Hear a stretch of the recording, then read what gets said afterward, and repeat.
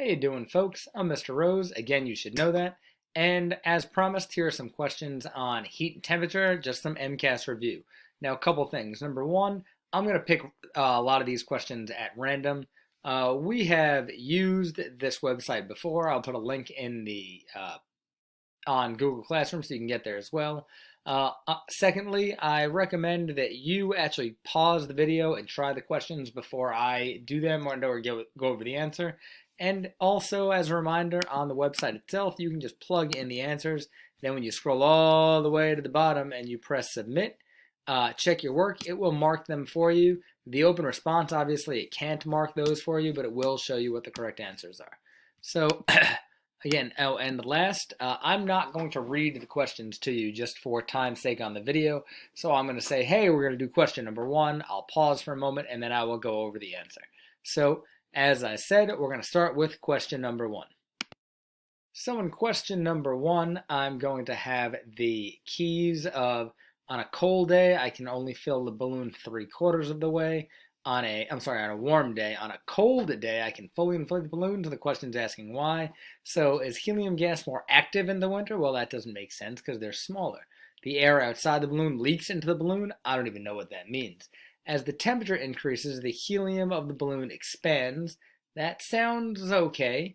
Outdoor air pressure in the summer is less. Well, that's just silly. So as the temperature increases, the helium in the balloon expands. That's true. So my correct answer is C. Why is that true? We know as temperature increases, the gas molecules can get further apart because we're actually adding to the kinetic energy.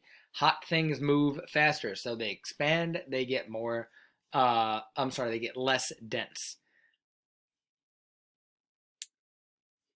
We're going to go ahead and we're going to go through question number 6 and number 7 here. So if you want to give a pause and try number 6 and 7, then you can watch me go through them and try and rationalize. So here, copper wire, the temperature increases, which is a result of which? So when the copper wire in a copper wire, why would temperature increase? Does the size of copper particles increase? That doesn't make any sense. Changing the mass of something? No, it doesn't make any sense. If I increase the motion of the copper particles, that one could be. If I decrease the distance, well, no, that doesn't make any sense either. So in order for the temperature to increase, remember, temperature is a reflection of the kinetic energy and or the heat. Increase in motion is an increase in internal kinetic energy. Therefore, we'd have a reflection of an increase in temperature. The correct answer here is C. Now look at number 7. 7's got this nice little chart, which is why I picked number 7. The masses and specific heats of some samples of liquids are shown below. Notice all of the masses are the same, and the specific heats are different. So what exactly is specific heat? The temperature of which sample will rise the most if the same amount of heat, 1,000 joules of energy, 1,000 joules of heat is added. So remember, so all of the mass is the same, and if you remember from my MCAS formula sheet, Q equals M times C times delta T. So the reason why that I'm writing this down is Q is the heat added, and that's 1,000 joules for everything. The mass of every single one is the same, and they want to know which one is the change in temperature going to be the biggest, right? Where the temperature will rise the most. So where's the biggest delta T? So let's go back to the question. So remember, specific heat is how hard it is to heat up and or to cool down an object. Now granted, a big specific heat means it can hold a whole lot of heat, but it's really, really hard to get there.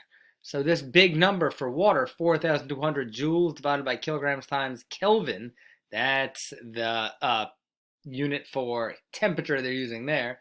This 4,200 means it's really difficult to heat up. This 2,100 for cooking oil means it's really easy to heat up. So which temperature will rise the most? Would have to be D, the cooking oil. So that is question 6 and 7. Now we see a question like number 12, and with the new test, I could see something looking like a lot like this. There's a lot going on.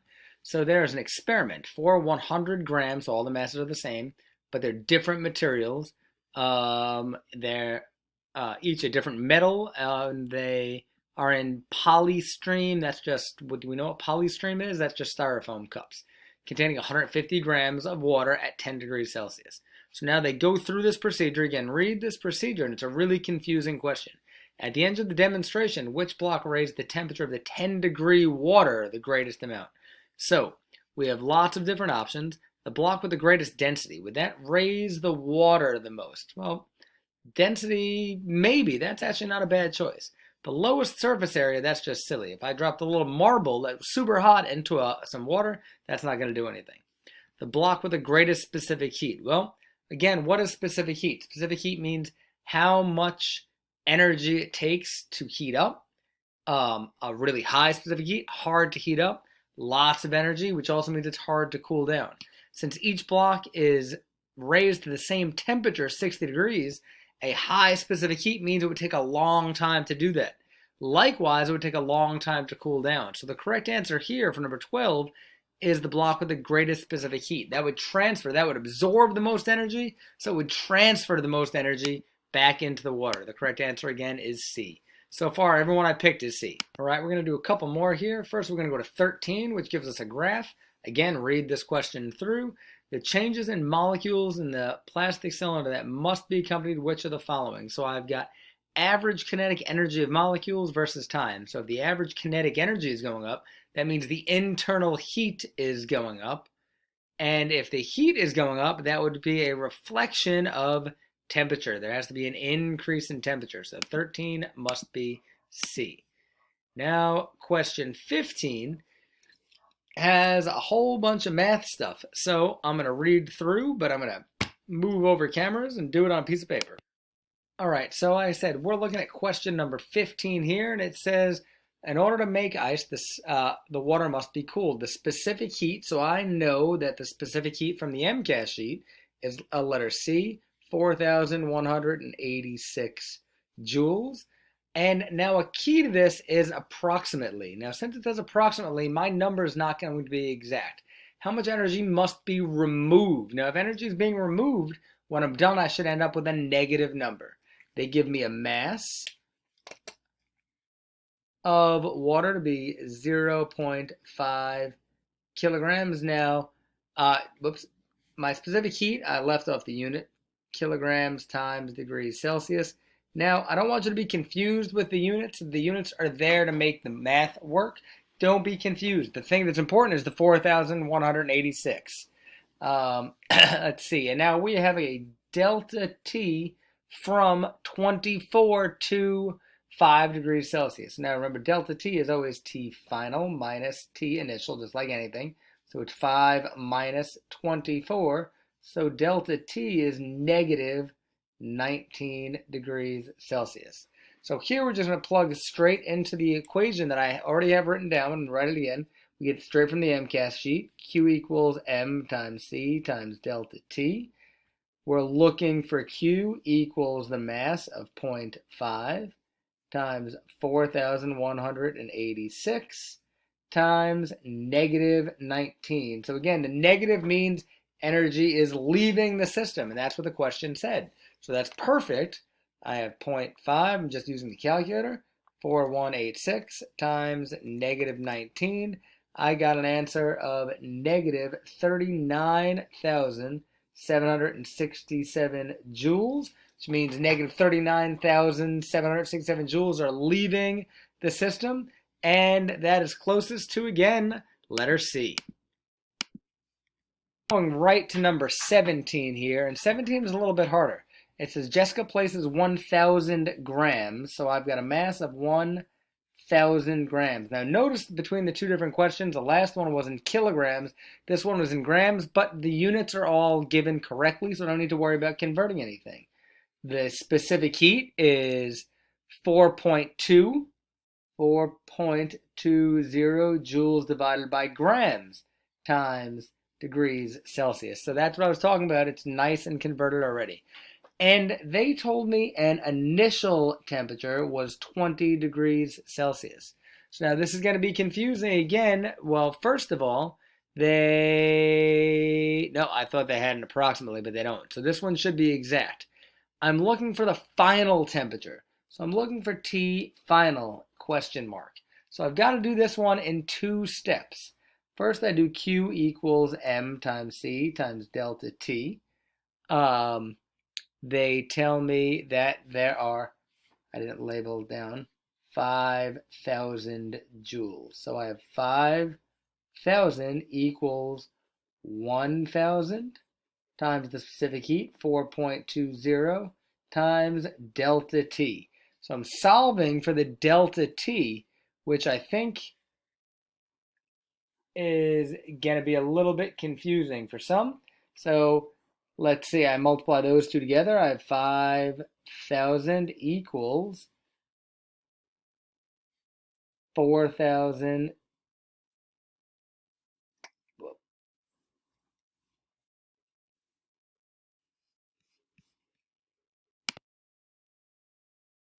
4,200 times delta T.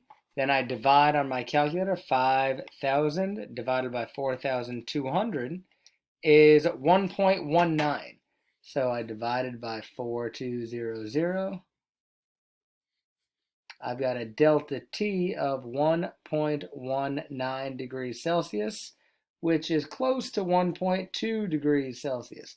So when I look at all my answers, I've got 20.1, 20, they're all over 20. So I have to remember that I started at 20 degrees, and this is telling me that, what is the final temperature? If we're adding energy. So I have to have, I'm adding energy, so I'm going to have a higher temperature. So 20 plus 1.2 is 21.2 degrees Celsius, which again is letter C. Okay, we're going to rattle off some just straight in a row here, 37 through 40. A student touches a metal sink with her hands and notices that it feels cold. Well, why does it feel cold? Energy flows from the student's finger to the metal sink. That sounds perfect because the student is hotter than the sink. Energy flows from the metal. That doesn't make sense. Energy always goes from hot to cold. Student's finger was originally the same temperature. That doesn't make any sense. The student's finger was originally a lower temperature. That doesn't make any sense either because they tell me the sink feels cold. So it has to be choice A. 38. A cup of tea at 80 degrees Celsius is placed in a room that's 20 degrees Celsius. What happens to the thermal energy and the molecular motion of the tea when it's left alone on the table? So what happens is energy is going to flow out of the tea into the room.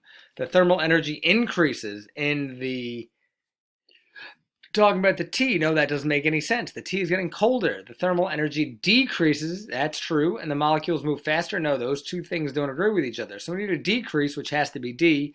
Energy decreases and the molecules move slowly. That's choice letter D. 39 is again another math question. I want to do this next math question because these are big old numbers. A small body of water contains 2,000, oh my goodness, that's a lot, 2,000 kilograms of water. It gives me the specific heat again of the water, which is always going to be given, 4,180 joules divided by kilograms times degrees Celsius. If the temperature of the water changes from 25 to 20, so my delta T, it's cooling down. 20 minus 25, which most of you can do in your head, is negative 5 degrees Celsius. So it's cooling down how much energy moves from the water to the surroundings. So again, that's going to be negative, even though all of my, all of my answers are positive. And it's got that silly approximately word again.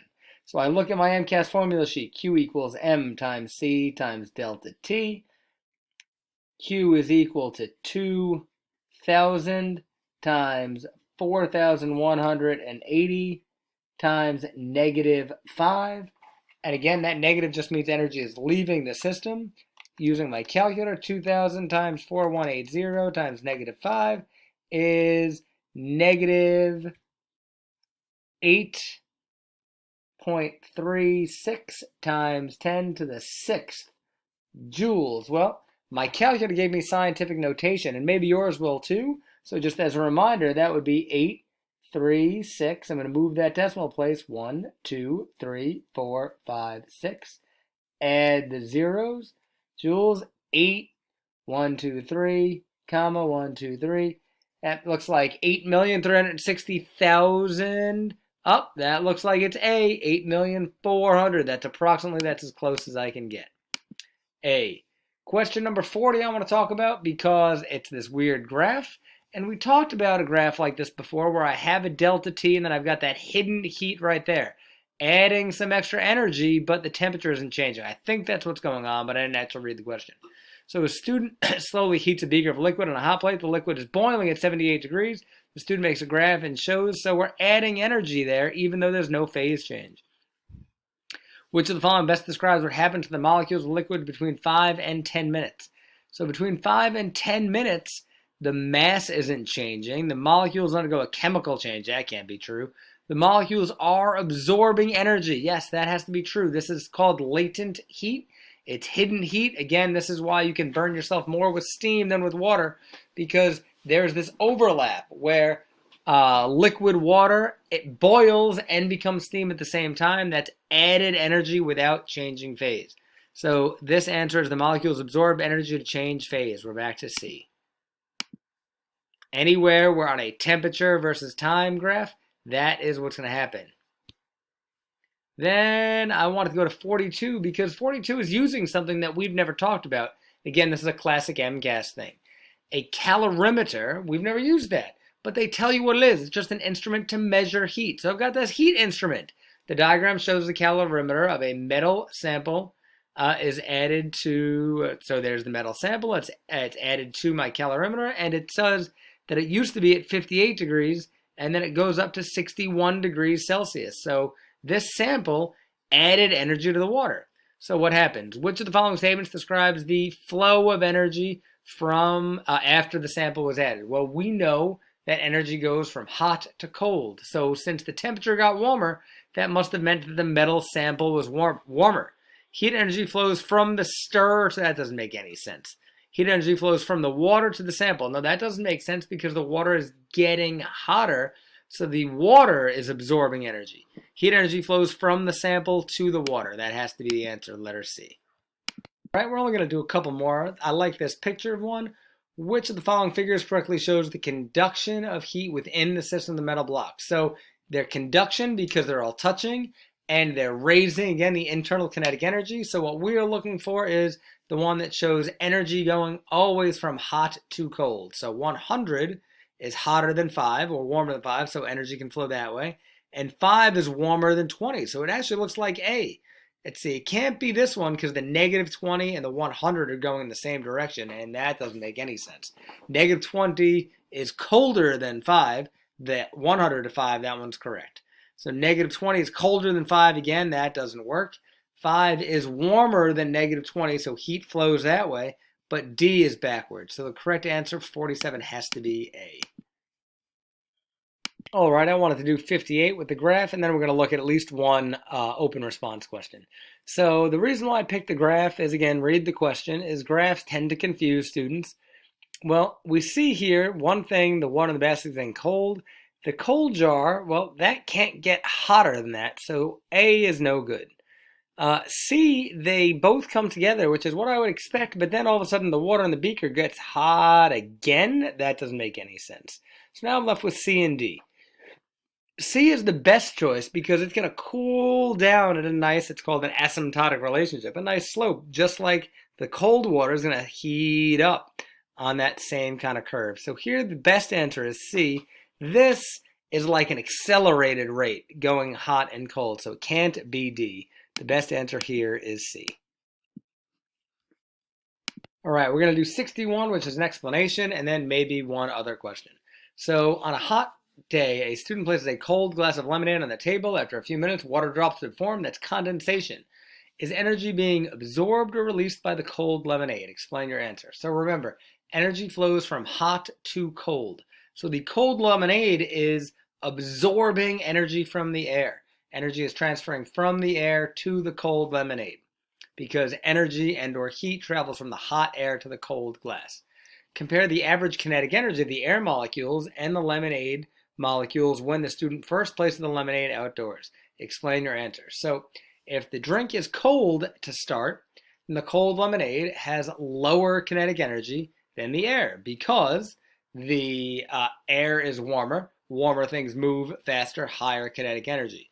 The cold lemonade is colder, so the molecules are not moving as fast, thus it has less kinetic energy. Explain how and when the water droplets from the outside form on the outside of the glass. So remember, that is a phase change. So the water vapor in the air is a gas. It's becoming water droplets, so it is releasing energy. So when the air is traveling to the glass and warming up the lemonade, the energy, the energy of the water is being released. Thus, the water vapor becomes water droplets on the edge of the glass. At last, I'm going to work on number 67 here. So let me change cameras.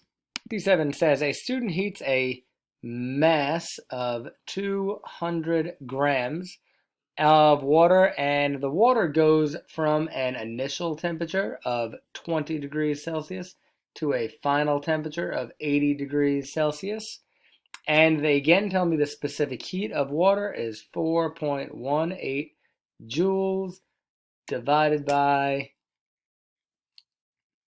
grams times degrees Celsius. So the first thing we want to know is calculate the energy absorbed. So that's easy. That's a Q equals M times C times delta T, which again I can find on my MCAS formula sheet.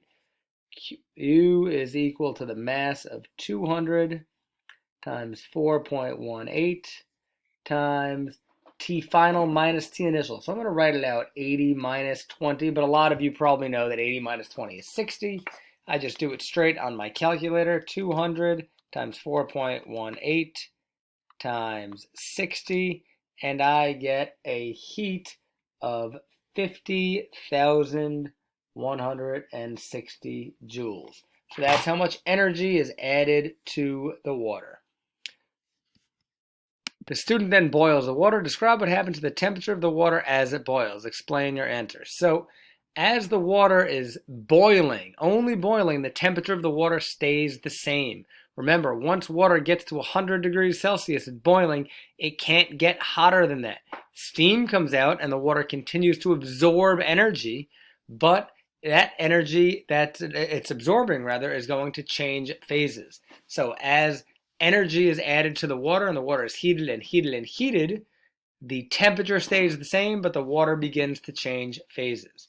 Now, this next part of the question is a trick question. Be really careful. A student repeats the experiment, this time placing a small metal block into the 200 grams of water. The specific heat of iron is 0.45 joules. Both the iron and the water are initially at 20 and are heated to 80 degrees Celsius. So, compare the amount of thermal energy absorbed by the water in this experiment. The water is staying the same size, rather the same mass. It's starting at 20 degrees Celsius. It's ending at 80 degrees Celsius. So the water is absorbing the same amount of energy. It's a trick question. Overall, the water and the block absorb more energy. The question didn't ask for that. The question just said, hey, how much energy does the water absorb? And we just did that calculation. The water has to absorb 50,160 joules. We just did it. 50,160 joules of energy go to raise the water that amount of temperature. So the block doesn't do anything except add a total energy, which it's not asking about.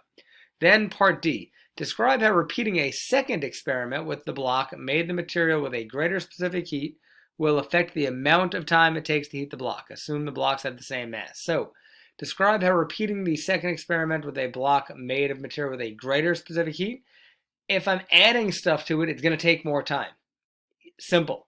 So if I add something with a greater specific heat, it's still going to take more time, but the water itself can't absorb any extra energy. So that's it. There are plenty of questions for you to review. Send me an email if you have any questions at all. Good luck on the MCAS. I'm sure you're all going to do fantastic. If you made it this far, you are definitely one of the students that's going to knock this out. If you made it this far, send me an email with a thumbs up. I don't know if you can send thumbs up in an email, but send me an email that says, hey, Mr. Rose, I made it that far. Good luck. See you folks soon. Bye-bye.